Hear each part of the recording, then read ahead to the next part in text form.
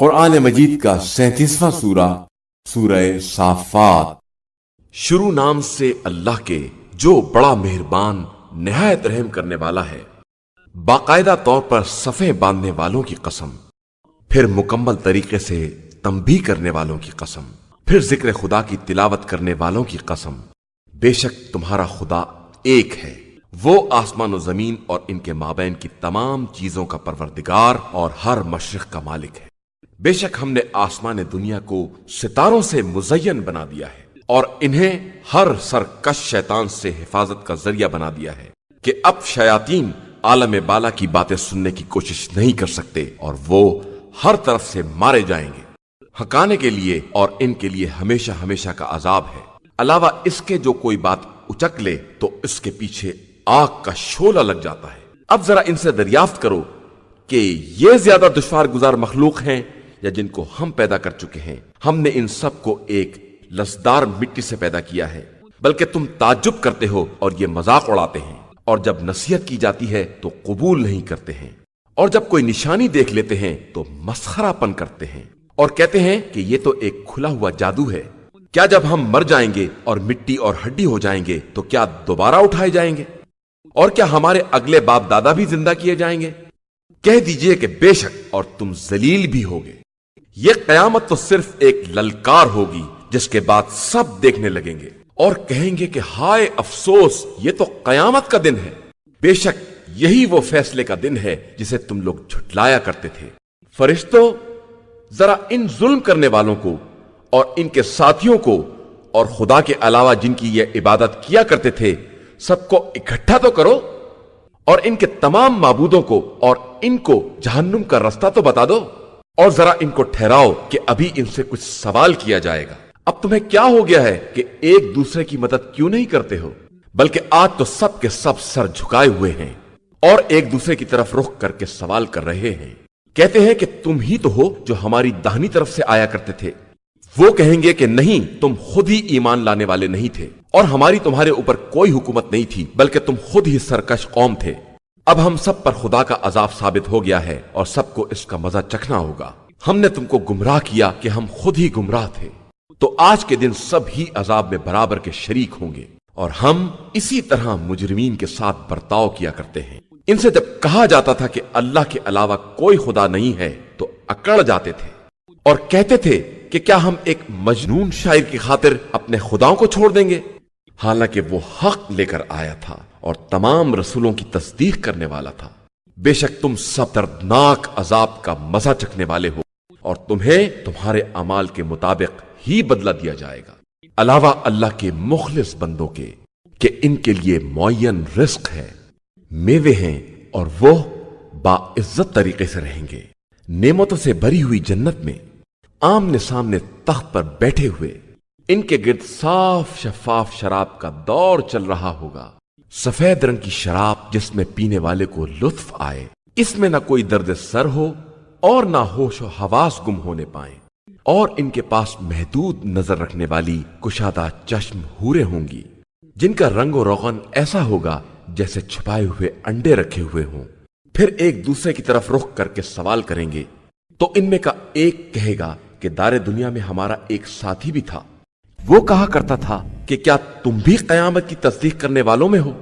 کیا جب مر کر مٹی اور ہڈی ہو جائیں گے تو ہمیں ہمارے اعمال کا بدلہ دیا جائے گا؟ کیا تم لوگ بھی اسے دیکھو گے؟ یہ کہہ کر نگاہ ڈالی تو اسے بیچ جہنم میں دیکھا، کہا کہ خدا کی قسم قریب تھا کہ تو مجھے بھی ہلاک کر دیتا، اور میرے پروردگار کا احسان نہ ہوتا تو میں بھی یہیں حاضر کر دیا جاتا۔ کیا یہ صحیح نہیں ہے کہ ہم اب مرنے والے نہیں ہیں سوائے پہلی موت کے، اور ہم پر عذاب ہونے والا بھی نہیں ہے؟ یقیناً یہ بہت بڑی کامیابی ہے۔ اسی دن کے لیے عمل کرنے والوں کو عمل کرنا چاہیے۔ ذرا بتاؤ کہ یہ نعمتیں مہمانی کے واسطے بہتر ہیں یا تھوہڑ کا درخت جسے ہم نے ظالمین کی آزمائش کے لیے قرار دیا ہے؟ یہ ایک درخت ہے جو جہنم کی تہ سے نکلتا ہے، اس کے پھل ایسے بدنما ہیں جیسے شیطانوں کے سر، مگر یہ جہنمی اسی کو کھائیں گے اور اسی سے پیٹ بھریں گے۔ پھر ان کے پینے کے لیے گرما گرم پانی ہوگا جس میں پیپ وغیرہ کی آمیزش ہوگی۔ پھر ان سب کا آخری انجام جہنم ہوگا۔ انہوں نے اپنے باپ دادا کو گمراہ پایا تھا تو انہی کے نقش قدم پر بھاگتے چلے گئے، اور یقیناً ان سے پہلے بزرگوں کی ایک بڑی جماعت گمراہ ہو چکی ہے، اور ہم نے ان کے درمیان ڈرانے والے پیغمبر بھیجے۔ تو اب دیکھو کہ جنہیں ڈرایا جاتا ہے ان کے نہ ماننے کا انجام کیا ہوتا ہے، علاوہ ان لوگوں کے جو اللہ کے مخلص بندے ہوتے ہیں۔ اور یقیناً نوح نے ہم کو آواز دی تو ہم بہترین قبول کرنے والے ہیں، اور ہم نے انہیں اور ان کے اہل کو بہت بڑے کرب سے نجات دے دی ہے، اور ہم نے ان کی اولاد ہی کو باقی رہنے والوں میں قرار دیا، اور ان کے تذکرے کو آنے والی نسلوں میں برقرار رکھا۔ ساری خدائی میں نوح پر ہمارا سلام۔ ہم اسی طرح نیک عمل کرنے والوں کو جزا دیتے ہیں، وہ ہمارے ایماندار بندوں میں سے تھے۔ پھر ہم نے باقی سب کو غرق کر دیا، اور یقیناً نوح ہی کے پیروکاروں میں سے ابراہیم بھی تھے، جب اللہ کی بارگاہ میں قلب سلیم کے ساتھ حاضر ہوئے، جب اپنے مربی باپ اور اپنی قوم سے کہا کہ تم لوگ کس کی عبادت کر رہے ہو؟ کیا خدا کو چھوڑ کر ان خود ساختہ خداؤں کے طلبگار بن گئے ہو؟ تو پھر رب العالمین کے بارے میں تمہارا کیا خیال ہے؟ پھر ابراہیم نے ستاروں میں دقت نظر سے کام لیا اور کہا کہ میں بیمار ہوں، تو وہ لوگ منہ پھیر کر چلے گئے، اور ابراہیم نے ان کے خداؤں کی طرف رخ کر کے کہا کہ تم لوگ کچھ کھاتے کیوں نہیں ہو؟ تمہیں کیا ہو گیا ہے کہ بولتے بھی نہیں ہو؟ پھر ان کی مرمت کی طرف متوجہ ہو گئے، تو وہ لوگ دوڑتے ہوئے ابراہیم کے پاس آئے، تو ابراہیم نے کہا کہ کیا تم لوگ اپنے ہاتھوں کے تراشیدہ بتوں کی پرستش کرتے ہو، جبکہ خدا نے تمہیں اور ان سبھی کو پیدا کیا ہے؟ ان لوگوں نے کہا کہ ایک عمارت بنا کر آگ جلا کر انہیں آگ میں ڈال دو۔ ان لوگوں نے ایک چال چلنا چاہی، لیکن ہم نے انہیں پست اور ذلیل کر دیا۔ اور ابراہیم نے کہا کہ میں اپنے پروردگار کی طرف جا رہا ہوں کہ وہ میری ہدایت کر دے گا۔ پروردگار مجھے ایک صالح فرزند عطا فرما۔ پھر ہم نے انہیں ایک نیک دل فرزند کی بشارت دی۔ پھر جب وہ فرزند ان کے ساتھ دوڑ دھوپ کرنے کے قابل ہو گیا تو انہوں نے کہا کہ بیٹا، میں خواب میں دیکھ رہا ہوں کہ میں تمہیں ذبح کر رہا ہوں، اب تم بتاؤ کہ تمہارا کیا خیال ہے؟ فرزند نے جواب دیا کہ بابا، جو آپ کو حکم دیا جا رہا ہے اس پر عمل کریں، انشاءاللہ آپ مجھے صبر کرنے والوں میں سے پائیں گے۔ پھر جب دونوں نے سر تسلیم خم کر دیا اور باپ نے بیٹے کو ماتھے کے بل لٹا دیا، اور ہم نے آواز دی کہ اے ابراہیم، تم نے اپنا خواب سچ کر دکھایا، ہم اسی طرح حسن عمل والوں کو جزا دیتے ہیں۔ بے شک یہ بڑا کھلا ہوا امتحان ہے، اور ہم نے اس کا بدلہ ایک عظیم قربانی کو قرار دے دیا ہے، اور اس کا تذکرہ آخری دور تک باقی رکھا ہے۔ سلام ہو ابراہیم پر، ہم اسی طرح حسن عمل والوں کو جزا دیا کرتے ہیں۔ بے شک ابراہیم ہمارے مومن بندوں میں سے تھے، اور ہم نے انہیں اسحاق کی بشارت دی جو نبی اور نیک بندوں میں سے تھے، اور ہم نے ان پر اور اسحاق پر برکت نازل کی، اور ان کی اولاد میں بعض نیک کردار اور بعض کھلم کھلا اپنے نفس پر ظلم کرنے والے ہیں۔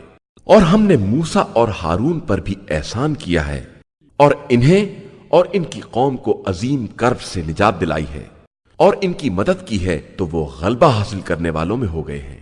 اور ہم نے انہیں واضح مطالب والی کتاب عطا کی ہے، اور دونوں کو سیدھے راستے کی ہدایت بھی دی ہے، اور ان کا تذکرہ بھی اگلی نسلوں میں باقی رکھا ہے۔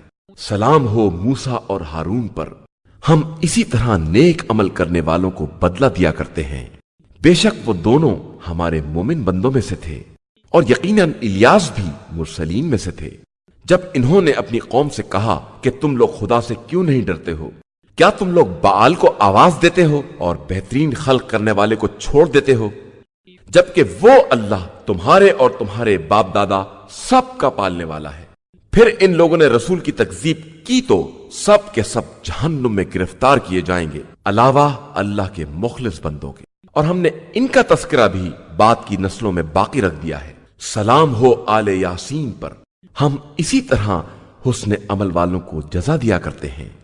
بے شک وہ ہمارے با ایمان بندوں میں سے تھے، اور لوط بھی یقیناً مرسلین میں تھے، تو ہم نے انہیں اور ان کے تمام گھر والوں کو نجات دے دی، علاوہ ان کی زوجہ کے کہ وہ پیچھے رہ جانے والوں میں شامل ہو گئی تھی۔ پھر ہم نے سب کو تباہ و برباد کر دیا۔ تم ان کی طرف سے برابر صبح کو گزرتے رہتے ہو اور رات کے وقت بھی، تو کیا تمہیں عقل نہیں آ رہی ہے؟ اور بے شک یونس بھی مرسلین میں سے تھے۔